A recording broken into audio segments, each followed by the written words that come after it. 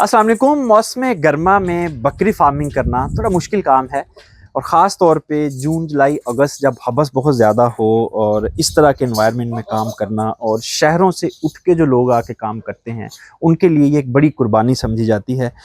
काम जब आप अपने लिए ना कर रहे हों बल्कि दूसरों के लिए कर रहे हों तो ये एक बड़ा जिगरा चाहिए, बड़ा दिल चाहिए इसके लिए। आपको आज हम ये जो फार्म है उसकी ऑनर, उसकी मैनेजिंग डायरेक्टर रुबीना शकील से मिलवाने जा रहे हैं। लिविंग लेजेंड हैं जो काम अपने लिए नहीं कर रही बल्कि दूसरों के लिए ये फार्म चला रही है। उनसे पूछते हैं कि क्या मकसद है इस फार्म का। अस्सलाम वालेकुम।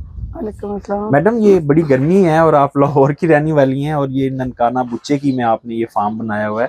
ये 200-250 जानवर है छोटा और कुछ 100 जानवर बड़ा है, तो क्या करने इतने पैसे?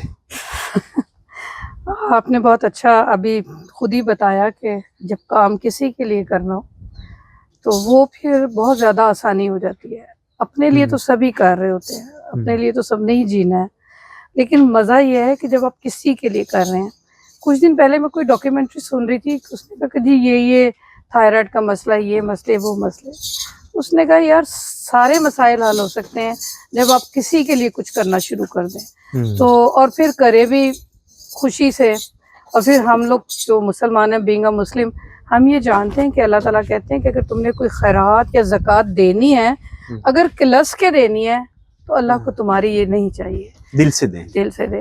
तो फिर उन्हीं दोनों बातों को मद्देनजर रखते हुए, चाहे मैं लाहौर शहर की हूँ, एसी की आदमी हूँ, लेकिन जब मैं यहाँ आती हूँ और ये काम कर रही होती हूँ तो मेरे पीछे एक ही बात होती है कि मैंने अल्लाह को राज़ी करना है, और वो उसका ज़रिया जो है वो लोग हैं कि भाई हमने लोगों को इनवाइट करना है, नेकी की तरफ दावत देनी है, बुराई से रोकना है। तो एक ज़रिया ये भी है कि लाहौर में हमारा 200 बच्चों पे डिपेंडेड एक यतीम खाना है आबरू पीसोम के नाम से।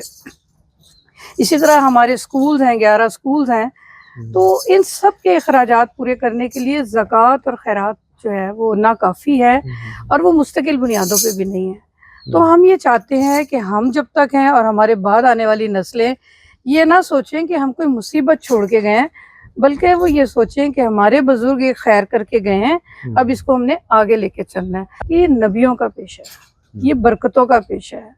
बहुत सोचा, बहुत कारोबार सोचे, एंड यही पता चला कि नबियों वाला ही कारोबार करना है। अच्छा, मैं पढ़ रहा था कि आप कोई 14-15 साल से काम कर रही हैं और कोई 50,000 के करीब बच्चे जो हैं वो पढ़ के जा चुके हैं आपके इदारे से। इस वक्त कितने स्टूडेंट ज़ेरे तालीम हैं, और ओवरऑल अगर आप थोड़ा सा बताएं? हमारे जो 11 स्कूल्स हैं उनमें टोटली वो बच्चा पढ़ रहा है जो बिल्कुल हैंड टू माउथ घर से ताल्लुक़ रखता है, मजदूर तबका है टोटली। तो इस वक्त वो 5,000 से ज़ायद तकरीबन 6,000 के करीब तो स्कूल्स में बच्चे हैं। 1,000 के करीब हम झुग्गी वासियों के साथ काम करते हैं, वो हैं, और 200 के करीब हमारे यतीम बच्चे हैं जिनको हमने तीनों टाइम सपोर्ट करना होता है।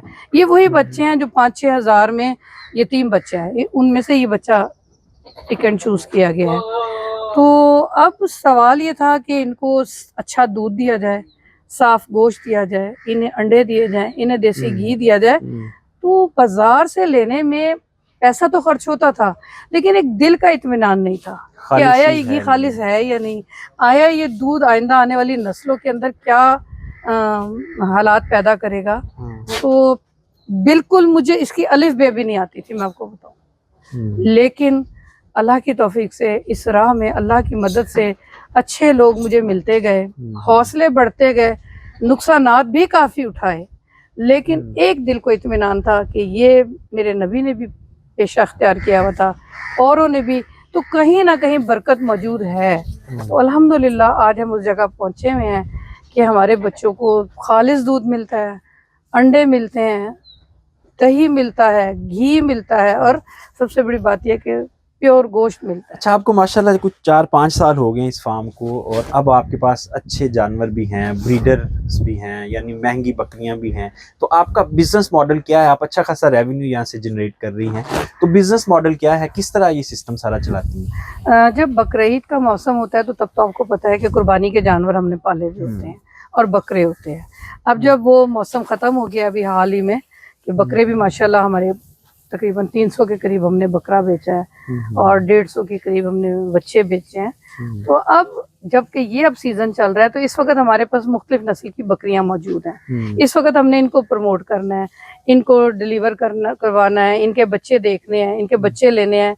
तो इस वक्त तो यही चलेगा, या जो हम कहते हैं शीप हैं उनको देखना है। तो इनसे बच्चे आप जो फीमेल बकरियां हैं वो भी सेल करती हैं? जी, फीमेल बकरियां भी सेल करते हैं, बच्चे भी सेल करते हैं। और अगर कोई हमें डोनेट करना चाहे, क्योंकि शुरू में यहीं से मैंने आगाज किया कि मैंने अपने हर जानने वाले से कहा यार एक बकरी डोनेट कर दो, उसके बच्चे फिर उसके बच्चे फिर उसके बच्चे, वो एक सदका जारिया आपका बन जाएगा और दूध भी मिलता चला जाएगा। अच्छा चलें आपके जानवर भी देखते हैं, बड़े खूबसूरत हैं माशाल्लाह। तो ये कब से हैं आपके पास? चेंज करती रहती हैं या यही लॉट रहती है? ये अब नया फ्लॉक है, बाकी तो सारा फ्लॉक हमारा बिक चुका है। ये 6 महीने से है। आप देखेंगे कि हमारे छोटे बच्चे भी जो है बीतल नस्ल के भी हैं, ये नागरे भी हैं और दूसरे भी आप देखेंगे ये नुकरे भी हैं। ये सारे बकरे और बकरियां हमारे पास मौजूद हैं माशाल्लाह। और हम बकरी का दूध भी सेल कर रहे होते हैं। अच्छा। छोटे बच्चों के लिए सबसे बहुत न्यूट्रिशन वाला है और सुन्नत भी है। और इसके अलावा जो मजीद जब ये इनकी नस्ल तैयार हो रही होती है तो हम आगे इसको प्रमोट अच्छा, करते हमारा हैं। शीप सेक्शन जो है वो है वो साइड।